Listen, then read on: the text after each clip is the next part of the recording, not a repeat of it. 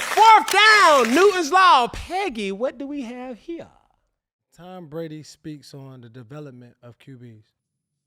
You're assuming that everybody knows how to develop a quarterback. You're assuming that you're going into a program. I mean, I'm telling you, this is not – there's a lot of people who have no idea what they're doing when they're tasked with coaching a quarterback or calling an offense. So are you saying – I mean, just like we'd rank quarterbacks 1 to 32, do you rank offensive coordinators 1 to 32? Do you rank quarterback coaches 1 to 32? Well, what if you had the 32nd ranked coordinator in someone's mind, or the 32nd ranked quarterback coach? How is he getting a level of development that the guy who's first is getting? When I got to the Patriots, I sat behind Drew, who was a franchise quarterback, right? Press pause. In my second, the thing that may not be the popular pick, but it needs to be said for perspective. Coaches nowadays are benefiting more off of players' success more so than players benefiting off of the development of good coaching. Why so? Because coaches are merely having these resume fillers. I said it earlier in the show. Man, I coached Tom Brady. Man, I coached Peyton Manning. Man, I coached Cam Newton. Man, I coached Jalen Hurts. Man, I coached Lamar Jackson. Man, I coached Josh Allen. That's why I believe I'm a valid option to be an offensive coordinator. And I've said it time and time again. Just because you're a great position coach does not mean you're a great unit coach, meaning coordinator. And just because you're a great unit coach or a great coordinator does not necessarily mean you're going to be a great head coach. See, I had a conversation with a person that I respect recently, and coach, by the way, said, hey, coaches ain't developing players in the league. They don't need to. Because when we draft you, we're not going to teach you how to catch. We're not going to teach you how to throw. We're not going to teach you how to tackle. We're not going to teach you how to cover. You should already be equipped with these things. We just need to teach you our system, and you, being who you are, now inserted into our system, should thrive. That has nothing to do with development. When you see takes like Dan Orlovsky and he's saying how offensive now, shifted more to tempo and not teachings, RPOs over reads, and really looking at that dynamic.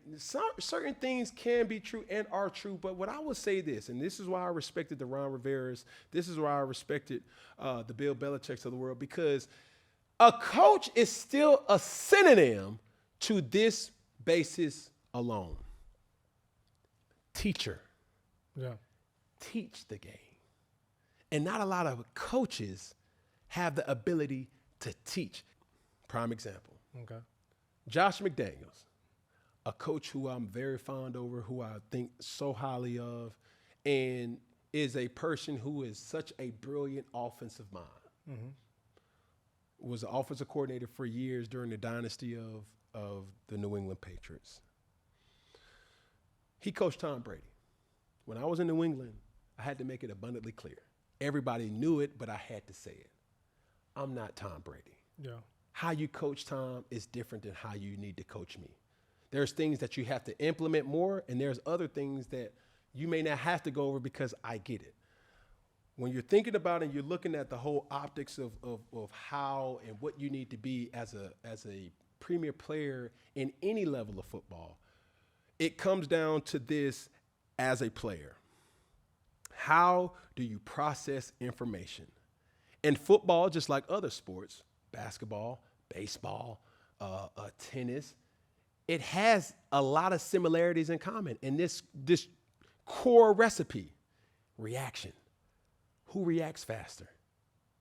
Who reacts in a manner that gives me the upper edge versus my opponent? In the open field, hey, boom, I got the ball in the open field. How do I react? Hey, I come to the line, I see cover 2, boom, I snap the ball, they shift to cover 3. How do I react to that? These things is all reacting, and how do I process this information and perform? Yeah. Too many times that we have players go about it not realizing like, yo, what's my learning language? And they don't know that. Nor do coaches know the player's learning language. Yeah. It may be, man, I got to watch tons of film. I was a visual learner. Yeah. I write things down. Hold on, coach, say that one more time. Z moved, the twins right off, 678 flash, F track, sneak. All right. That's how I learned. Bro, I would write so much because I had this method. The more senses I use, the more I'm more capable of learning what I'm trying to learn. Obtaining the knowledge, yeah. You see what I'm saying? You wrote it, you thinking about it, you seeing it. Taste it, smell it. Yeah. You know what I'm saying? Like all these things, touch it, see it, hear it. All those things is what I tried to implement the most and how I tried to learn different offenses of just learning in general. Yeah. Like when I read books, right? I can't properly read a book without a highlighter and a pen. Because when I'm reading, I have to read out loud. I feel sorry for a person that's sitting next to me as I'm trying to read a book. It's easy for me to read to my kids at nighttime. But what they don't realize is I'm reading it out loud. Cat in the Hat. I need a highlighter. Man, that was a verb right there, man, when you're reading the Bible. In the beginning, God created the heaven and the earth. All right, bet. In the beginning, God created the heaven and the earth. Okay, what is the beginning? Let me take a note right there. That's who I am. That's how I learn. I've identified what my learning language is. Yeah. A lot of players and a lot of coaches have not identified that. And if you don't know that, you can't properly develop. Because we have coaches time and time again, they lead with their resume. Hey, y'all done coach Tom Brady. Hey, y'all coach Cam Newton. Hey, y'all coach Lamar Jackson. Hey, y'all coach Justin Jefferson. And they're leading with a resume saying like, the player, that ain't who that person is that you're talking to. Yeah. That ain't to say that he's not a good player. You just need to identify how they learn and how they can register and process the information. But so when you talk about developing and development, like where do you get your development from? Because obviously you came in as a rookie, but then by the time you're 5th, 6th year, you have developed as a player. So where did your development come from? It's just a skill, bro. Like when you talk about development, that's a very vague or very broad kind of question, right? Because it's mental, physical, all these things that come into development. I think what it really comes down to is how you respond as you're absorbing information. Okay. When you go through a meeting, when you go through a position meeting, when you go out there on a practice field, when you go out and you're in a game and you have in-game adjustments, that's a lot of information that I have to process. Yeah. As a coach, you have to say, hey, does this player have the competence to really take what I'm telling him and execute it? Because some players aren't, but that doesn't make him a bad player. Some players need to watch film. Some players don't need to watch film. Some players need to, understand how some players are vocal. Some players aren't. Some players you need to tell once. Some players you need to tell 10 times. Yeah. You need to identify what it is. And I have this thing that I want to kind of mention. In order for any player or coach to be elite or great, they must, number one, have this in their repertoire. As a player, it comes down to want to be coached, want to know, want to identify what is needed for me to properly execute. And from the coach's standpoint, that question is how to. How can I get my player? How can I teach this in a manner? How can I get through to him or her in a way that they understand? Yeah. Want to as a player, how to as the coach. So when you say the want to as a player and the how to as a coach, just to use him as an example, Baker Mayfield. Yep. And so oftentimes we write off players early on. We write them off because they haven't developed in the certain scheme or on the team. But as you see him in Tampa Bay, would you attest that to Baker's development as a player, who he is, or the coach he's playing for? It's all of the coach and circumstance and situation, and that's a lot. Yeah. I used to always say this, and I tell this to my kids oftentimes, and I say I hated school. Yeah.